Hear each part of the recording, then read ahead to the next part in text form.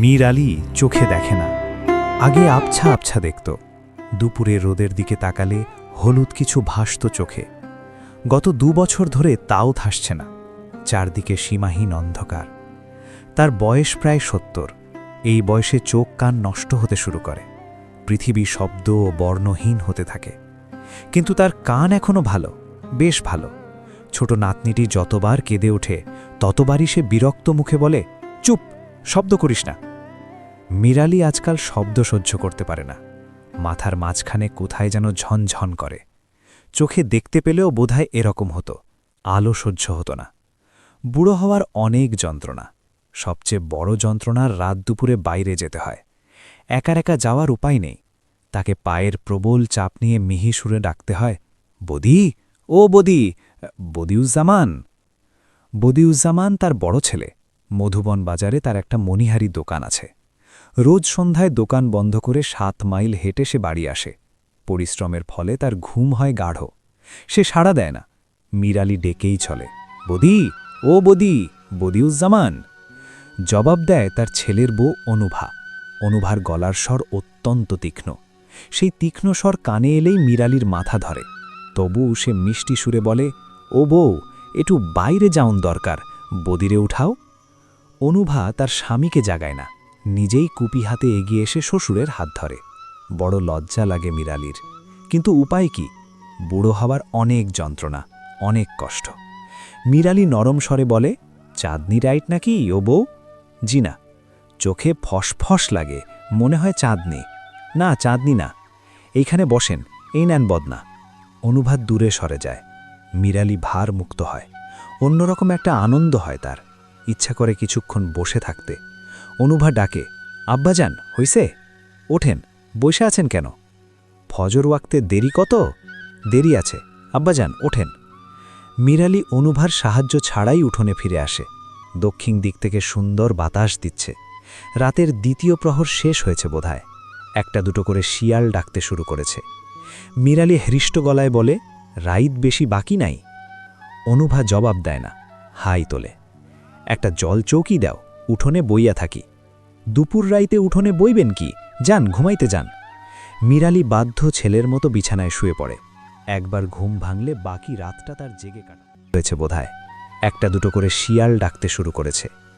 মীর আলী হৃষ্ট গলায় বলে, রাইত বেশি বাকি নাই। অনুভা জবাব দেয় না, হাই তোলে। একটা জল চৌকি দাও, উঠোনে বইয়া থাকি। দুপুর রাইতে উঠোনে বইবেন কি? যান, ঘুমাইতে যান। মীর আলী বাধ্য ছেলের মতো বিছানায় শুয়ে পড়ে। একবার ঘুম ভাঙলে বাকি রাতটা তার জেগে কাটায়। সে বিছানায় বসে ঘরের স্পষ্ট অস্পষ্ট সব শব্দ অত্যন্ত মন দিয়ে শোনে। বদি খুক খুক করে কাশছে। টিনের চালে ঝটপট শব্দ। কিসের শব্দ? বানর? চৌকির নিচে সবগুলো হাঁস একসঙ্গে প্যাক প্যাক করল। বাড়ির পাশে শিয়াল হাঁটাহাঁটি করছে বোধহয়। পরিবাণু কেঁদে উঠল, দুধ খেতে চায়। অনুভা দুধ দেবে না, চাপা গলায় মেয়েকে শাসাচ্ছে। বদি আবার কাশছে। ঠান্ডা লেগেছে নাকি? পরশুদিন ভিজে বাড়ি ফিরেছে, জ্বর তো হবেই। বদির কথা শোনা যাচ্ছে, ফিসফিস করে কি যেন বলছে। মীর আলী ভোরের প্রতীক্ষা করে, তার তলপেট আবার ভারী হয়ে ওঠে। কি বলছে? এত ফিসফিসানি কেন? মীর আলী কান খাড়া করে শোনার চেষ্টা করে। কাক ডাকল, সকাল হচ্ছে নাকি? বদি, ও বদি, বদিউজ্জামান। কি? একটু বাইরে যাওন দরকার। বদি সাড়া শব্দ করে না। পরিবাণু তারস্বরে কাঁদে, দুধ খেতে চায়। ও বদি, বদিউজ্জামান, আসি আসি, তাড়াতাড়ি করো। আরে ধুত্তরি, এক রাইতে কয়বার বাইরে যাইবেন? বদি প্রচণ্ড একটা চড় বসায় পরিবাণুর গালে। বিরক্ত গলায় বলে, টর্চটা দাও অনুভা। অনুভা টর্চ খুঁজে পায়, কিন্তু অন্ধকারে ব্যাটারি খুঁজে পায় না। মীর আলী অপেক্ষা করতে করতে একসময় অবাক হয়ে বুঝতে পারে তার প্রস্রাব হয়ে গেছে। বিছানার একটা অংশ ভেজা। সে অত্যন্ত বিচলিত বোধ করে। এরকম তার আগে কখনো হয়নি। আসেন যাই, যত ঝামেলা, দেখি হাতটা বাড়ান। বদি তার হাত ধরে। মীর আলী খুব দুর্বল আর অসহায় বোধ করে। এখন ঠেক্কা ঘরের মধ্যে একটা পাতিলে পেশাব করবেন, ঝামেলা ভালো লাগে না। আচ্ছা, আর পানি কম খাইবেন, বুঝলেন? আচ্ছা। বদি তাকে উঠোনের এক মাথায় বসিয়ে দেয়। মীর আলী প্রস্রাব করার চেষ্টা করে, প্রস্রাব হয় না। ভোঁতা একটা যন্ত্রণা হয়। বদি হাঁক দেয়, কি হয়েছে? রাইত শেষ করবেন নাকি? আর ঠিক তখন মিরালির সামনে দিয়ে সরসর করে একটা কিছু চলে যায়। কি এটা? সাপ? মিরালির দেখতে ইচ্ছা করে। আরে বিষয় কি? ঘুমাই পড়লেন নাকি? না, একটা সাপ গেল সামনে দিয়ে। আরে ধুত সাপ, ওঠেন দেখি। মনে হয় জাতি সাপ, বিরাট লম্বা মনে হইল। আরে ধুত, উঠে আসেন। মিরালি উঠে দাঁড়ায়, আর ঠিক তখন আজান হয়। মিরালি হাসি মুখে বলে, আজান দিছে? ও বদি, আজান দিছে? দিছে দেউক, ঘরে চলেন। উখনার ঘরে গিয়ে কি কাম? গোসলের পানি দে, গোসল সাইরা নামাজটা পড়ি। বদি বিরক্ত গলায় বলে, অজু কইরা নামাজ পড়েন, গোসল কেন? শৈলটা নাপাক আছে, নাপাক শৈল। আপনি থাকেন বইয়া, অনুভারে পাঠাই, যত ঝামেলা। বদিউজ্জামান তার বাবাকে একটা জলচৌকির ওপর বসিয়ে ভেতরে চলে যায়, আর আসে না। পরিবাণু ঘ্যান ঘ্যান করে কাঁদে। মিরালি বসে থাকে চুপচাপ। তার কিছুক্ষণ পর 50 জন সৈন্যের একটি ছোট দল গ্রামে এসে ঢোকে। মার্চ টার্চ না, এলোমেলোভাবে। চললেই তাদের পায়ের বুটে কোনো শব্দ হয় না। তারা যায় মিরালির বাড়ির সামনে দিয়ে, এবং তাদের একজন মিরালির চোখে 5 ব্যাটারি টর্চের আলো ফেলে। মিরালি কিছু বুঝতে পারে না, শুধু উঠোনে বসে থাকা কুকুরটা তার ঘেউ ঘেউ করতে থাকে। মিরালি ভীত স্বরে ডাকে, বদি, ও বদি, বদিউজ্জামান। কুকুরটি একসময় আর ডাকে না। দলটির পেছনে পেছনে কিছু দূর গিয়ে থমকে দাঁড়ায়, তারপর দ্রুত ফিরে আসে মিরালির কাছে। মিরালি উঁচু গলায় ডাকে, ও বদি, ও বদিউজ্জামান। কি হয়েছে? বেহুদা চিল্লান কেন? বাড়ির সামনে দিয়ে কারা যেন গেল। আরে ধুত্তরি, যত ফালতু ঝামেলা, চুপ কইরা বসা থাকেন। মিরালি চুপ করে থাকে। চুপ করে থাকে কুকুরটিও। নিম্ন শ্রেণীর প্রাণীরা অনেক কিছু বুঝতে পারে, তারা টের পায়। গ্রামের নাম নীলগঞ্জ। 1 মে 1971। ক্ষুদ্র সৈন্যবাহিনীর অধিনায়ক একজন মেজর আহমেদ। কাকুল মিলিটারি একাডেমির একটি কৃতি ক্যাডেট। বাড়ি পেশোয়ারের এক অখ্যাত গ্রামে। তার নাম রেশোবা। ময়মনসিংহ ভৈরব লাইনের একটি স্টেশন নান্দাইল রোড। ছোট্ট গরিব স্টেশন। মেল ট্রেন থামে না। লোকাল ট্রেন মিনিটখানেক থেকেই ফ্ল্যাগ উড়িয়ে পালিয়ে যায়। স্টেশনের বাইরে ইট বিছানো রাস্তায় 4-5টা রিকশা ঠুন ঠুন করে ঘণ্টা বাজিয়ে যাত্রী খোঁজে। সুরেলা গলা শোনা যায়, রুয়াইল বাজার যাওনের কি কাছইন? রুয়াইল বাজার। রুয়াইল বাজার এই অঞ্চলের সবচেয়ে বড় বাজার। নান্দাইল রোড থেকে সোজা উত্তরে 10 মাইল। খুব খারাপ রাস্তা। বর্ষাকালে রিকশা চলে না, হেঁটে যেতে হয়। এঁটেল মাটিতে পা দেবে যায়, ঠিক ঠিক ঘন কাদা। নান্দাইল রোড থেকে রুয়াইল বাজার আসতে বেলা পুইয়ে যায়। বাজারটি অন্য সব গ্রাম্য বাজারের মতো, তবে স্থানীয় লোকদের খুব অহংকার এঁকে নিয়ে। কি নেই এখানে? ধান চালের আড়ত আছে, পাটের গুদাম আছে, ধান ভাঙানোর কল আছে, চায়ের দোকান আছে, এমনকি রেডিও সারাবার একজন কারিগর পর্যন্ত আছে। গ্রামের বাজারে এর চেয়ে বেশি কি দরকার? রুয়াইল বাজারকে পেছনে ফেলে আরও মাইল 30 উত্তরে মধুবন বাজার।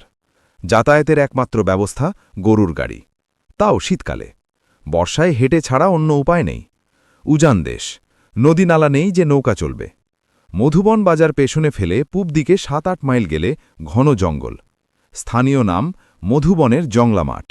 কাঁটা ঝোপ, বাঁশ আর জারুলের মিশ্র বন। বেশ কিছু গাব আর ডেবফল জাতীয় অন্তজ শ্রেণীর গাছও আছে। জংলা মাঠের এক অংশ বেশ নিচু, সেখানে মূর্তা গাছের ঘন অরণ্য। শীতকালে সেই সব মূর্তা কেটে এনে পাটি বোনা হয়। পাকা লটকনের খোঁজে বালক বালিকারা বনের ভেতর ঘুরে বেড়ায়। কিন্তু বর্ষাকালে কেউ যায় না সেদিকে। খুব সাপের উপদ্রব। বনে ঢুকে প্রতি বছরই 2-1টা গরু ছাগল সাপের হাপে মারা পড়ে। জংলা মাঠের পেছনে নীলগঞ্জ গ্রাম। দরিদ্র, শ্রীহীন 30-40 ঘরের একটি বিচ্ছিন্ন জনপদ। বিস্তীর্ণ জলভূমি গ্রামটিকে কাঁচের মতো দুদিকে ঘিরে আছে। সেখানে শীতকালে প্রচুর পাখি আসে। পাখি মারা জাল নিয়ে পাখি ধরে বাজারে বিক্রি করে পাখিমারারা। চাষবাস যা হয় দক্ষিণের মাঠে। জমি উর্বর নয়, কিংবা এরা ভালো চাষি নয়, ফসল ভালো হয় না।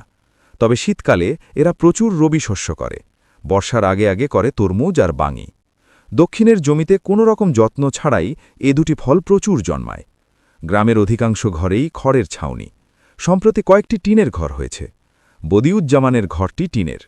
তার হাতে এখন কিছু পয়সাকড়ি হয়েছে। টিনের ঘর বানানো ছাড়াও সে একটা সাইকেল কিনেছে। চালানো শিখে ওঠেনি বলে এখনও সে হেঁটেই মধুবন বাজারে যায়। সপ্তাহে একবার নতুন সাইকেলটি ঝাড়পোঁছ করে। গ্রামের একমাত্র পাকা দালানটি প্রকাণ্ড। 2 বিঘা জমির ওপর একটা হুলুস্থুল ব্যাপার। সুসং দুর্গাপুরের মহারাজার নায়েব চন্দ্রকান্ত সেন মশাই এ বাড়ি বানিয়ে গৃহপ্রবেশের দিন সর্পাঘাতে মারা পড়েন। চন্দ্রকান্ত সেন প্রচুর ধনসম্পদ করেছিলেন। তার মৃত্যুর পর সেসবের কোনো হদিশ পাওয়া যায়নি। সবার ধারণা সোনা দানা পিতলের কলসিতে ভরে তিনি যক্ষ করে গেছেন। তার উত্তরাধিকারীরা পিতলের কলসির খোঁজে প্রচুর খোঁড়াখুড়ি করেছে, কোনো সন্ধান পাওয়া যায়নি। চন্দ্রকান্ত সেন মশায়ের বর্তমান একমাত্র উত্তরাধিকারী নীলু সেন প্রকাণ্ড দালানটিতে থাকেন। তার বয়স প্রায় 50, দেখায় তার চেয়েও বেশি। নীলু সেনকে গ্রামে যথেষ্ট খাতির করা হয়। যাবতীয় সালিশিতে তিনি থাকেন। বিয়ে শাদির কোনো কথাবার্তা তাকে ছাড়া কখনো হয় না। লোকটি অত্যন্ত মিষ্টভাষী। এ গ্রামে সবচেয়ে সম্পদশালী ব্যক্তি হচ্ছে জয়নাল মিয়া। প্রচুর বিষয় সম্পত্তির মালিক। মধুবন বাজারে তার 2টি ঘরও আছে। লোকটি মেরুদণ্ডহীন, সবার মন রেখে কথা বলার চেষ্টা করে। গ্রাম্য সালিশিতে সবার কথাই সমর্থন করে বিচার সমস্যা জটিল করে তোলে। তবু সবাই তাকে মোটামুটি সহ্য করে। সম্পদশালীরা এই সুবিধাটি সব জায়গাতেই ভোগ করে। 2জন বিদেশি লোক আছেন নীলগঞ্জে। একজন নীলগঞ্জ মসজিদের ইমাম সাহেব। এত জায়গা থাকতে তিনি এই দুর্গম অঞ্চলে ইমামতি করতে কেন এসেছেন সেই রহস্যের মীমাংসা হয়নি। তিনি মসজিদেই থাকেন। মাসের 15 দিন জয়নাল মিয়ার বাড়িতে খান, বাকি 15 দিন পালা করে অন্য ঘরগুলোতে খান। কিছুদিন হলো তিনি বিয়ে করে এই গ্রামে স্থায়ীভাবে থাকবার ইচ্ছা প্রকাশ করেছেন। প্রস্তাবটিতে কেউ এখনও তেমন উৎসাহ দেখাচ্ছে না। ধানি জমি দিতে পারে জয়নাল মিয়া, সেই প্রসঙ্গ এড়িয়ে যাচ্ছে, শুনেও না শোনার ভান করছে। দ্বিতীয় বিদেশি লোকটি হচ্ছে আজিজ মাস্টার। সে নীলগঞ্জ প্রাইমারি স্কুলের হেডমাস্টার। প্রাইমারি স্কুল সরকারি সাহায্যে 3 বছর আগে শুরু হয়। উদ্দেশ্য বোধহয় একটি, দুর্গম অঞ্চলে শিক্ষার আলো পৌঁছানো। উদ্দেশ্য সফল হয়নি। শিক্ষকরা কেউ বেশি দিন খাতাপত্রে 3 জন শিক্ষক থাকার কথা, এখন আছে 1 জন, আজিজ মাস্টার। লোকটি রুগ্ন, নানান রকম অসুখ বিসুখ। তার মধ্যে প্রধান হচ্ছে হাঁপানি। শীতকালে এর প্রকোপ হয়, গরমকালটা মোটামুটি ভালোই কেটে যায়। আজিজ মাস্টার একজন কবি। সে গত 3 মাসে 4 নম্বরই একটি রুলটানা খাতা কবিতা লিখে ভুলিয়ে ফেলেছে। প্রতিটি কবিতা একটি রমণীকে উদ্দেশ্য করে লেখা, যাকে বিভিন্ন সময়ে বিভিন্ন নামে ডাকা হয়েছে, যেমন স্বপ্নরানী, কেশবতী, অচিন পাখি ইত্যাদি। তার 3টি কবিতা নেত্রকোনা থেকে প্রকাশিত মাসিক কিষাণ পত্রিকায় ছাপা হয়েছে। আজিজ মাস্টারের কাব্য প্রতিভা সম্পর্কে গ্রামের লোকজন ওয়াকিবহাল। তারাই কবিকে যথেষ্ট সমীহ করে। সমীহ করার আরেকটি কারণ হল আজিজ মাস্টার গ্রামের সবচেয়ে শিক্ষিত মানুষ। বিয়ে পর্যন্ত পড়েছিল, পরীক্ষা দেওয়া হয়নি, তার আবার পরীক্ষা দেওয়ার কথা। সে জয়নাল মিয়ার একটি ঘরে থাকে। তার স্ত্রীকে সে ভাবি সাপ ডাকে, কিন্তু তার বড় মেয়েটিকে দেখলেই কেমন যেন বিচলিত বোধ করে। মেয়েটির নাম মালা। মাঝে মাঝে মালা তাকে ভাত বেড়ে দেয়। সে সময়টা আজিজ মাস্টার বড় অস্বস্তি বোধ করে। সে যখন বলে, মামা আর একটু ভাত দেই, তখন কোনো কারণ ছাড়াই আজিজ মাস্টারের কান টান লাল হয়ে যায়। আজিজ মাস্টার কয়েকদিন আগে মালারানী নামের একটি দীর্ঘ কবিতা রচনা করেছে। কবিতাটি কিষাণ পত্রিকায় পাঠাবে কিনা এ নিয়ে সে খুব চিন্তিত। হয়তো পাঠাবে। নীলগঞ্জের যে দিকটায় জলাভূমি, একদল কৈবর্ত থাকে সেদিকে। গ্রামের সঙ্গে তাদের খুব একটা যোগ নেই। মাছ ধরার সিজনে জলমাহালে মাছ মারতে যায়, আবার ফিরে আসে। কর্মহীন সময়টাতে চুরি ডাকাতি করে। নীলগঞ্জের কেউ এদের ঘাটায় না। গত বছর কৈবর্তপাড়ায় খুন হলো একটা। নীলগঞ্জের মাতবররা এমন ভাব করলেন যেন তারা কিছুই জানেন না। থানা পুলিশ কিছুই হলো না। যার ছেলে খুন হলো সেই চিত্রাবুড়ি কিছুদিন ছোটাছুটি করল নীলু সেনের কাছে। নীলু সেন শুকনো গলায় বললেন, তোদের ঝামেলা তোরা মিটা, থানাওয়ালার কাছে যা। বুড়ি ফোপাতে ফোপাতে বলল, থানাওয়ালার কাছে গেলে আমারে দহের মধ্যে পুঁততে থুইবে কইছে। নীলু সেন গম্ভীর হয়ে গেলেন। টেনে টেনে বললেন, এদের ঘাটাঘাটি করা ঠিক না, রক্ত গরম জাত, কি করতে কি করে, বিচার হইত না। নীলু সেন তার জবাব দিতে পারলেন না। অস্পষ্টভাবে বললেন, এখন বাদ দে, পরে দেখি কিছু করা যায় কিনা। বুড়ি আরও কিছুদিন ছোটাছুটি করল এবং একদিন দেখা গেল কৈবর্তরা দল বেঁধে জলমহালে মাছ মারতে গিয়েছে। বুড়িকে সঙ্গে নেয়নি। বুড়ি আকাশ ফাটিয়ে চিৎকার করল কিছুদিন। নীলু সেনের দালানের এক প্রান্তে থাকতে লাগল। চরম দুর্দিন। কৈবর্তরা ফিরে এলো 3 মাস পর, কিন্তু বুড়ির জায়গা হলো না। সে এবাড়ি ওবাড়ি ভিক্ষা করে খেতে লাগল। হতদরিদ্র নীলগঞ্জের প্রথম ভিক্ষুক। সব গ্রামের মতো এই গ্রামে একজন পাগলও আছে, মতি মিয়ার শালা নিজাম। সে বেশিরভাগ সময় সুস্থ থাকে, শুধু ২-১ দিন মাথা গরম হয়ে যায়। তখন তার গায়ে কোনো কাপড় থাকে না, গ্রামের এক মাথা থেকে ও মাথা পর্যন্ত ছোটাছুটি করতে থাকে। দুপুরের রোদ খুব বেড়ে গেলে মধুবন জঙ্গলায় ঢুকে পড়ে। পাগলদের সাপে কাটে না প্রবাদটি হয়তো সত্যি। নিজাম বহাল তবিয়তেই বন থেকে বেরিয়ে আসে। ছোটাছুটি করা এবং বনের ভেতরে বসে থাকা ছাড়া সে অন্য কোনো উপদ্রব করে না। গ্রামের পাগলদের গ্রামবাসীরা খুব স্নেহের চোখে দেখে, তাদের প্রতি অন্য এক ধরনের মমতা থাকে সবার। চিত্রাবুড়ির রাতে এক নাগাড়ে কখনো ঘুমোয় না, ক্ষণে ক্ষণে জেগে উঠে চেঁচায়, কেলা যায় গো, লোকটা কে? তার ঘুমোবার জায়গাটা হচ্ছে সেনবাড়ির পাকা কালী মন্দিরের চাতাল। নীলু সেন তাকে থাকবার জন্য একটা ঘর দিয়েছিলেন, সেখানে নাকি তার ঘুম হয় না। দেবী মূর্তির পাশে সে বোধহয় এক ধরনের নিরাপত্তা বোধ করে। গভীর রাতে দেবীর সঙ্গে তার অন্তরঙ্গ কথাবার্তা হয়, যেমন, দেখিস হেই মা কালী, আমার পুত্রে যে মারছে, তুই তার কৈল জাটাটাই না খা, তরে আমি জোড়া পাঠা দিমু, বুক চিরা রক্ত দিমু। হেই মা কালী, দেখিস রে বেটি, দেখিস। মা কালী কিছু শোনেন কিনা বলা মুশকিল, কিন্তু চিত্রাবুড়ির ধারণা তিনি শোনেন, এবং তিনি যে শুনছেন তার নমুনাও দেন। যেমন এক রাত্রিতে খলখল হাসির শব্দ শোনা গেল। বুড়ির রক্ত জল হয়ে যাওয়ার মতো অবস্থা। সে কাঁপা গলায় ডাকল, হেই মা। হাসির শব্দ দ্বিতীয়বার আর শোনা গেল না। দেবীরা তাদের মহিমা বারবার করে দেখাতে ভালোবাসেন না। চিত্রাবুড়ি আজ রাতেও মা কালীর সঙ্গে সুখ দুঃখের অনেক কথা বলল, জোড়া পাঠার আশ্বাস দিয়ে ঘুমাতে গেল। তারপর জেগে উঠে চাচালো, কেলা যায় গো, লোকটা কে? কেউ জবাব দিল না, কিন্তু বুড়ির মনে হলো অনেকগুলো মানুষ যেন এদিকে আসছে। শব্দ করে পা ফেলছে, হুঁ হাঁ এরকম একটা আওয়াজও আসছে। ডাকাত নাকি? চিত্রাবুড়ি ভয়ে কাঠ হয়ে গেল। তার চোখের সামনে দিয়ে মিলিটারি দলটি পার হলো। আলো কম, স্পষ্ট কিছু দেখা যাচ্ছে না। চিত্রাবুড়ি কিছু বুঝতে পারল না, এরা কারা? এই রাতে কোথেকে এসেছে? বুড়ি দেখল সেনবাড়ির সামনে দাঁড়িয়ে বেশ কয়েকবার টর্চের আলো ফেলল। এর মানে কি ডাকাত? কিন্তু সেনবাড়িতে ডাকাত আসার কথা নয়। সেনরা এখন হতদরিদ্র। এই বিশাল বাড়ির ইটগুলো ছাড়া ওদের আর কিছুই নেই। ওরা আবার চলতে শুরু করেছে। জুম্মা ঘর কাছে এসে আবার সেনবাড়ির ওপর টর্চের আলো ফেলল। কোন দিকে যাচ্ছে? কৈবর্তপাড়ার দিকে? ওদের আগেভাগে খবর দেওয়া দরকার। সেনবাড়ির পেছন দিক দিয়ে ছুটে গিয়ে খবর দেবে? চিত্রাবুড়ির কাছে সমস্ত ব্যাপারটা অস্বাভাবিক লাগছে। এই রাতের বেলা দল বেঁধে এরা কেন আসবে? না, কৈবর্তপাড়ার দিকে যাচ্ছে না। জুম্মা ঘর পেছনে ফেলে এরা সড়কে উঠে গেল। টর্চের আলো এখন আর ফেলছে না। বুড়ির মনে হলো এরা স্কুল ঘরের দিকে যাচ্ছে। আজিজ মাস্টারকে খবর দেওয়া দরকার, কিন্তু তারও আগে খবর দেওয়া দরকার কৈবর্তপাড়ায়। বিপদের সময় নিজ গোত্রের মানুষের কথাই প্রথম মনে পড়ে। ৪-৫টা কুকুর একসঙ্গে চেঁচাচ্ছে। এরা কিছু টের পেয়েছে। কুকুর বেড়াল অনেক কিছু আগেভাগে জানে। বুড়ি কালী মন্দিরের চাতাল থেকে নেমে এলো। সে কোন দিকে যাবে মনস্থির করতে পারছে না। গ্রামে মিলিটারি ঢুকেছে এটা প্রথম বুঝতে পারলেন নীলগঞ্জ মসজিদের ইমাম সাহেব। পাকা মসজিদের সিঁড়িতে দাঁড়িয়ে তিনি সূরা ইয়াসিন পড়ছিলেন। আজান দেওয়ার আগে তিনি ৩ বার সূরা ইয়াসিন পড়েন। দ্বিতীয়বার পড়বার সময় অবাক হয়ে পুরো দলটাকে দেখলেন। এরা স্কুল ঘরের দিকে যাচ্ছে। কয়েক মুহূর্ত তিনি ব্যাপারটা বুঝতেই পারলেন না। সূরা ইয়াসিন শেষ করে দীর্ঘ সময় মসজিদের সিঁড়িতে বসে রইলেন। অন্ধকার এখনও কাটেনি, পাখপাখালি ডাকছে। ইমাম সাহেব মনস্থির করতে পারছেন না, এখানে বসে থাকবেন না খবর দেওয়ার জন্য ছুটে যাবেন। কিছুক্ষণ পর তার মনে হলো সিঁড়িতে এরকম প্রকাশ্যে বসে থাকা ঠিক না, মসজিদের ভেতরে থাকা দরকার। কিন্তু নীলগঞ্জ মসজিদে তিনি কখনো একা ঢোকেন না। এই মসজিদে জিন নামাজ পড়ে, এরকম একটা প্রবাদ আছে, অনেকেই দেখেছে। তিনি অবশ্য এখনো দেখেননি, কিন্তু তার ভয় করে। একা বসে থাকতে থাকতে তার মনে হলো এই যে তিনি দেখলেন একদল মিলিটারি, এটা চোখের ভুল না তো? নান্দাইল রোডে মিলিটারি আসেনি, সোহাগীতে আসেনি, এখানে আসবে কেন? এখানে আছেটা কি? নেহায়েতি গণ্ডগ্রাম। ইমাম সাহেব ইউনিয়ন বোর্ডের রাস্তায় এসে দাঁড়ালেন। স্কুলঘর বাঁশবনের আড়ালে পড়েছে, কিছুই দেখা যাচ্ছে না। মুসল্লিরা কেউ আসছে না কেন? নাকি মিলিটারির খবর জেনে গেছে সবাই?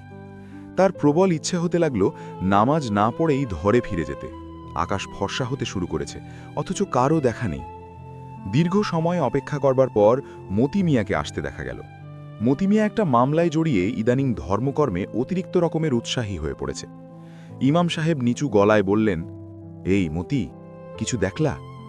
কি দেখমু কিসের কথা কন কিছু দেখো নাই না বিষয়টা কি ভাঙা কন মনে হয় গ্রামে মিলিটারি ঢুকছে কি ঢুকছে মিলিটারি আরে কি কন এই গ্রামে মিলিটারি আইব কেন আমি যাইতে দেখলাম চোখের ধান্দা আন্ধারে কি দেখতে কি দেখছেন নান্দাইল রোডে তো এখন তো মিলিটারি আসে নাই তুমি জানলা কেমনে আমার শালা আইছে গতকাল নিজামের বড় ভাই আমি কিন্তু নিজের চোখে দেখলাম আরে না মিলিটারি আইলে এতক্ষণে গুলি শুরু হয়ে যাইত মিলিটারি কি সোজা জিনিস ইমাম সাহেব নামাজ শুরু করবার আগেই আরও 3 জন নামাজি এসে পড়ল তারাও কিছু জানে না একজন এসছে স্কুল ঘরের সামনে দিয়ে সেও কিছু দেখেনি ইমাম সাহেব আজ অত্যন্ত সংক্ষিপ্ত নামাজ পড়লেন নামাজের শেষে সাধারণত তিনি হাদিস কোরআনের 2-1টি কথা বলেন আজ কিছুই বললেন না বাড়ির দিকে রওনা হলেন বেশ আলো চারদিকে অনেক দূর পর্যন্ত দেখা যাচ্ছে জোড়া শিমুল গাছের কাছে এসে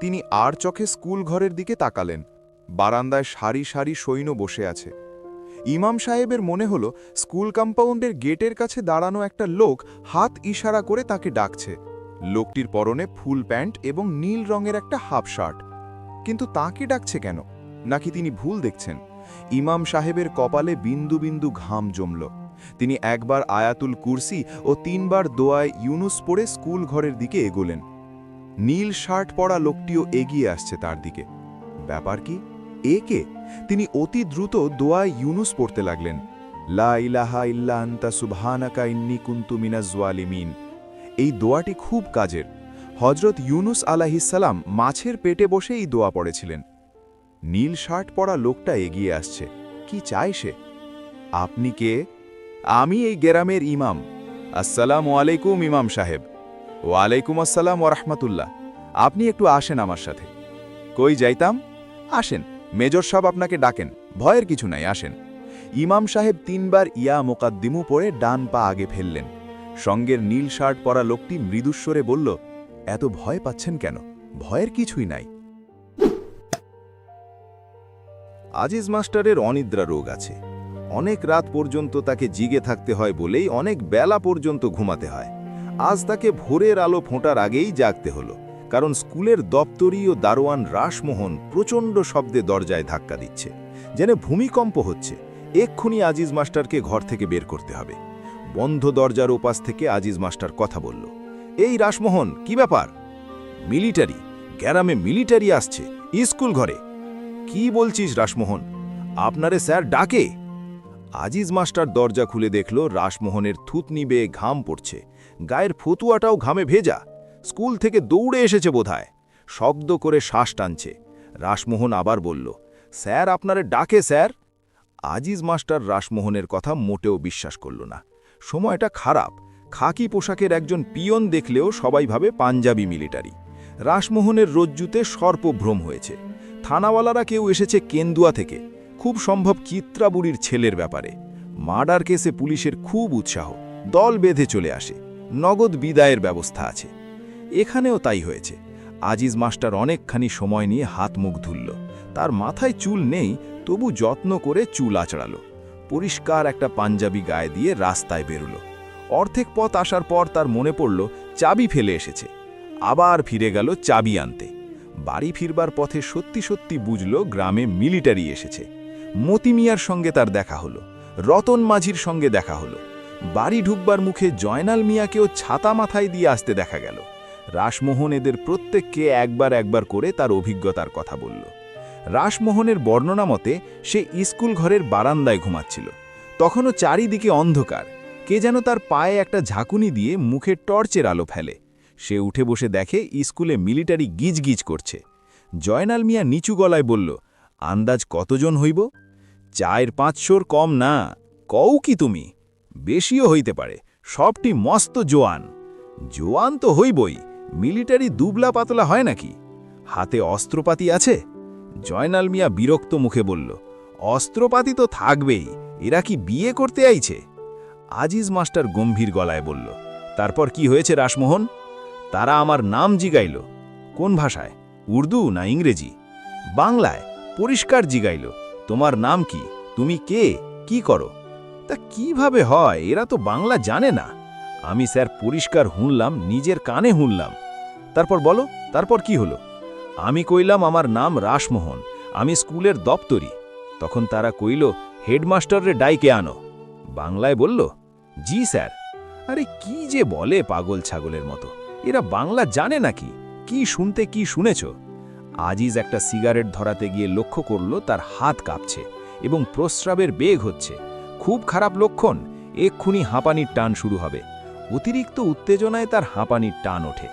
এখন সিগারেট খাওয়াটা ঠিক হবে না জেনেও আজিজ মাস্টার লম্বা লম্বা টান দিতে শুরু করল। সে সাধারণত জয়নাল মিয়ার সামনে সিগারেট খায় না। জয়নাল মিয়া গম্ভীর গলায় বলল, তুমি যাও মাস্টার, বিষয়টা কি জাইনে আসো। আমি আমি কি জন্যে যাব?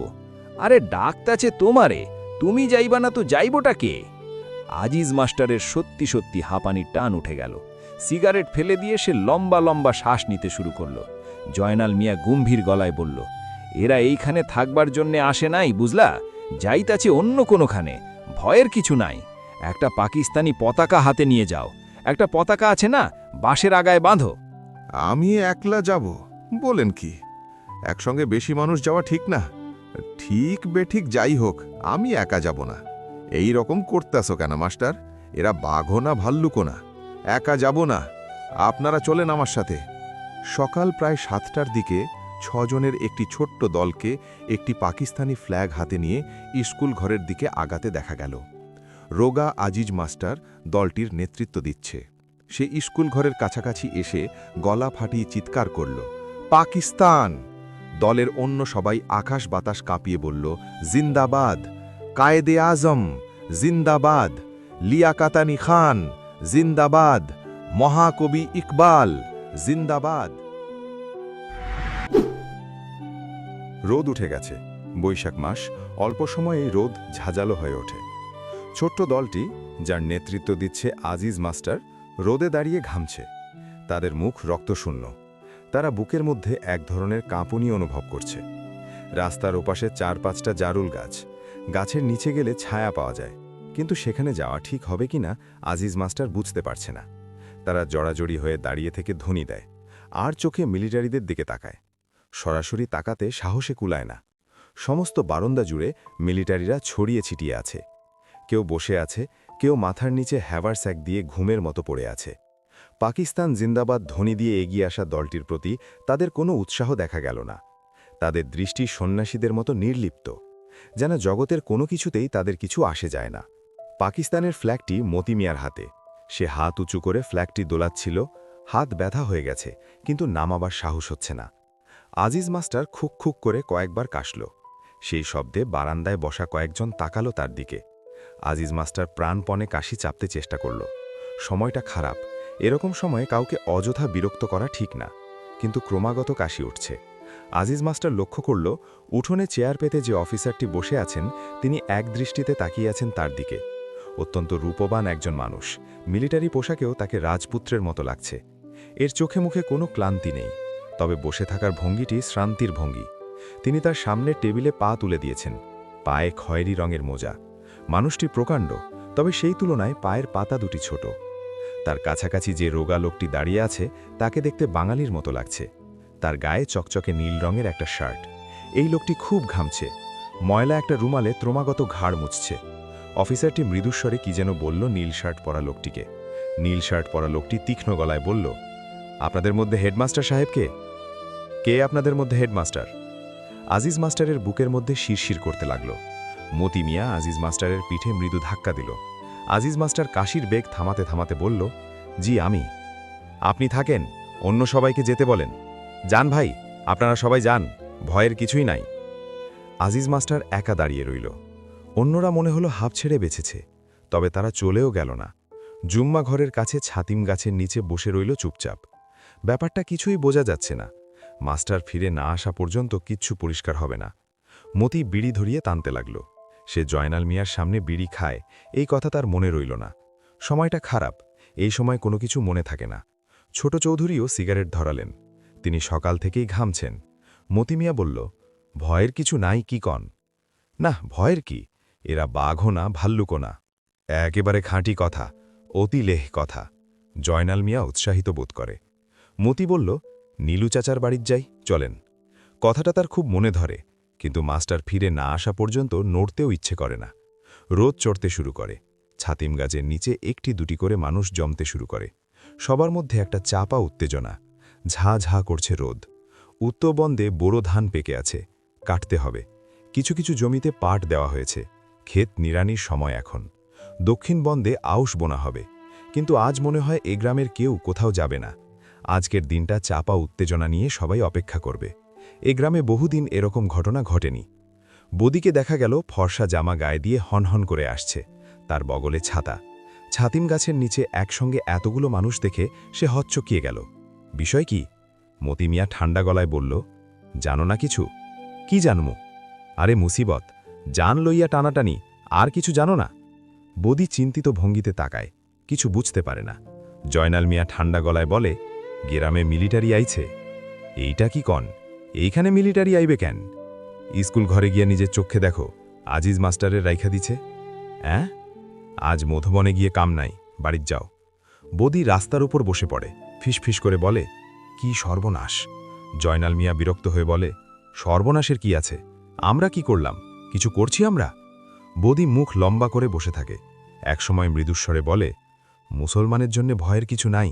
এরা মুসলমানকে খুব খাতির করে, তবে পাক্কা মুসলমান হওয়া লাগে।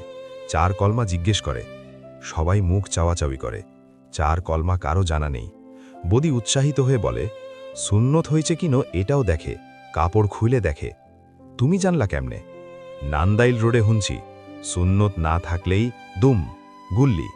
কও কি তুমি? মিলিটারি মানুষ, রাগ বেশি, আমরার মতো না, রাগ উঠলেই দুম। বদি একটি বিড়ি ধরিয়ে দ্রুত টানতে থাকে। তার মধুবনে যাওয়া অত্যন্ত দরকার। কে জানে, হয়তো মধুবনেও মিলিটারি এসে দোকানপাট জ্বালিয়ে দিয়েছে। সে উঠে দাঁড়াল।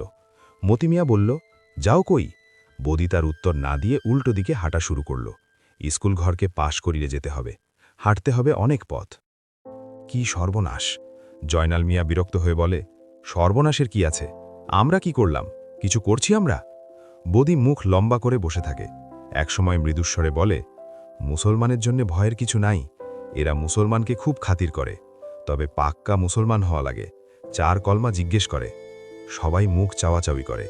4 কলমা কারো জানা নেই। বদি উৎসাহিত হয়ে বলে, সুন্নত হয়েছে কিনো এটাও দেখে, কাপড় খুলে দেখে। তুমি জানলা কেমনে? নান্দাইল রোডে হুনছি, সুন্নত না থাকলেই দুম, গুল্লি। কও কি তুমি? মিলিটারি মানুষ, রাগ বেশি, আমরার মতো না, রাগ উঠলেই দুম। বদি একটি বিড়ি ধরিয়ে দ্রুত টানতে থাকে। তার মধুবনে যাওয়া অত্যন্ত দরকার। কে জানে, হয়তো মধুবনেও মিলিটারি এসে দোকানপাট জ্বালিয়ে দিয়েছে। সে উঠে দাঁড়াল। মতিমিয়া বলল, যাও কই? বদি তার উত্তর না দিয়ে উল্টো দিকে হাঁটা শুরু করল। স্কুল ঘরকে পাশ করিয়ে যেতে হবে, হাঁটতে হবে অনেক পথ। রোগা নীল শার্ট পরা লোকটি বাঙালি। সে আজিজ মাস্টারের দিকে তাকিয়ে শুকনো গলায় বলল, ইনি মেজর এজাজ আহমেদ, এনারে সালাম দান। আজিজ মাস্টার যন্ত্রের মতো বলল, সালামু আলাইকুম। মেজর এজাজ পরিষ্কার বাংলায় বললেন, আপনার নাম কি? জি, আমার নাম আজিজুর রহমান মল্লিক। সেইট এগেন। আজিজ মাস্টার নীল শার্ট পরা লোকটির দিকে তাকালো। সে ঠান্ডা গলায় বলল, নামটা আরেকবার বলেন, স্পষ্ট করে বলেন, গলায় জোর নাই। আজিজ মাস্টার বলল, আজিজুর রহমান মল্লিক। আপনি বসুন। কোথায় বসতে বলছে? বসার দ্বিতীয় কোনো চেয়ার নেই, মাটিতে বসতে বলছে নাকি? আজিজ মাস্টারের গলা শুকিয়ে গেল। রোগা লোকটি স্কুল ঘর থেকে একটি চেয়ার নিয়ে এলো। ঠান্ডা গলায় বলল, বসেন স্যার, বসতে বলেছেন, বসেন। আজিজ মাস্টার সংকুচিত ভঙ্গিতে বসল। মেজর সাহেব দীর্ঘ সময় কোনো কথাবার্তা বললেন না, সরু চোখে তাকিয়ে রইলেন আজিজ মাস্টারের দিকে। আজিজ মাস্টার কাঁপা গলায় বলল, স্যার ভালো আছেন? রোগা লোকটি বলল, শোনেন ভাই, আগ বাড়িয়ে কিছু বলতে যাবেন না, যা জিজ্ঞেস করবে শুধু তার জবাব দিবেন। ইনি লোক ভালো, ভয়ের কিছুই নাই। স্যার বাংলা বলতে পারেন না, কিন্তু ভালো বোঝেন। জি আচ্ছা, আপনার ভয়ের কিছু নাই, আরাম করে বসেন। আজিজ মাস্টার আরাম করে বসার একটা ভঙ্গি করল। মেজর সাহেব একটা সিগারেট ধরালেন, প্যাকেটটি বাড়িয়ে দিলেন আজিজ মাস্টারের দিকে। আজিজ মাস্টার ফ্যাল করে তাকালো। রোগা লোকটি বলল, স্যার দিচ্ছেন যখন নেন, বললাম না ইনি লোক ভালো। আজিজ মাস্টার একটা সিগারেট নিল। কি আশ্চর্য, মেজর সাহেব নিজে সিগারেটটি ধরিয়ে দিলেন। আজিজ মাস্টার তার ভদ্রতায় মুগ্ধ হয়ে গেল। পরবর্তী সময়ে তাদের মধ্যে নিম্নলিখিত কথাবার্তা হল। মেজর সাহেব প্রশ্ন করলেন ইংরেজিতে, আজিজ মাস্টার জবাব দিল বাংলায়। কিছু প্রশ্ন আজিজ মাস্টার বুঝতে পারল না। নীল শার্ট পরা লোকটি সুন্দর করে বুঝিয়ে দিল। তোমার নাম আজিজুর রহমান মল্লিক? জি স্যার। মল্লিক মানে কি? জানি না স্যার। এই গ্রামে কতজন মানুষ? জানি না স্যার। কতজন হিন্দু আছে? জানি না স্যার। তুমি দেখি কিছুই জানো না। স্যার, আমি বিদেশি মানুষ। বিদেশি মানুষ মানে? তুমি পাকিস্তানি না? জি স্যার। তাহলে তুমি বিদেশি হলে কিভাবে? মেজর সাহেব চোখ বন্ধ করে জবাবের প্রতীক্ষা করতে লাগলেন। আজিজ মাস্টারের মাথায় কোনো জবাব এলো না। তুমি ইকবাল জিন্দাবাদ বলছিলে। ইকবাল কে? কবি স্যার, বড় কবি, মহাকবি। তুমি তার কবিতা পড়েছ? জি না স্যার। পড়ো নাই? চীন ও আরব হামারা, সারা জাহাঁ হ্যাঁ হামারা? জি না। মেজর সাহেব আরেকটি সিগারেট ধরালেন, কিছুক্ষণ বিশ্রাম নিলেন। আজিজ মাস্টার লক্ষ্য করল লোকটিকে দূর থেকে যত অল্পবয়স্ক মনে হচ্ছিল, আসলে তার বয়স তত অল্প নয়। চোখের নিচে কালি, কপালের চামড়ায় সূক্ষ্ম ভাঁজ। কত বয়স হতে পারে? 35-এর কম নয়। আজিজ মাস্টারের বয়স 38। এই লোকটি তার চেয়ে 3 বছরের ছোট। অথচ এই লোকটির সামনে নিজেকে কেমন কেঁচোর মতো লাগছে। মেজর সাহেব নড়ে চড়ে বসলেন, পা থেকে মোজা জোড়া টেনে খুলে ফেললেন। আবার প্রশ্ন উত্তর শুরু হল। এ গ্রামে কোনো দুষ্ট লোক আছে? জি না স্যার। মুক্তিবাহিনী আছে? জি না স্যার। তুমি ঠিক জানো? জি স্যার, এই গ্রামের সবাইকে আমি চিনি। তোমার ধারণা এই গ্রামে মুক্তিবাহিনী নেই? জি না। মেজর সাহেব মৃদু হাসলেন। কেন হাসলেন কে জানে? তিনি কি বিশ্বাস করছেন না? আজিজ মাস্টার আবার বললেন, মুক্তিবাহিনী নাই স্যার। শেখ মুজিবের লোকজন আছে? জি না স্যার। তুমি জিনা স্যার ছাড়া অন্য কিছু বলছো না কেন? তুমি কি ভয় পাচ্ছ? ভয় পাচ্ছ তুমি? জি না স্যার। গুড, ভয় পাওয়ার কিছু নেই। আমার দিকে ভালো করে তাকাও, তাকাও ভালো করে। আজিজ মাস্টার তাকালো। মেজর সাহেবের চোখ দুটি তার কাছে একটু নীলচে মনে হল। বিড়াল চোখও নাকি? আমাকে দেখে কি মনে হয় আমি খারাপ লোক? জি না স্যার। কফি খাবে? আজিজ মাস্টার চোখ তুলে তাকালো। রোগা লোকটি বলল, খেতে চাইলে বলেন খাবো। আমার দিকে তাকান কেন? অভ্যেস না থাকলে বলেন খাবো না, ব্যাস। বারবার আমার দিকে তাকাবেন না। কি কফি খাবে? জি না স্যার। না কেন? খাও, কফি তৈরি হচ্ছে। তুমি কি কফির সঙ্গে ক্রিম খাও? আজিজ মাস্টার না বুঝেই মাথা নাড়ল।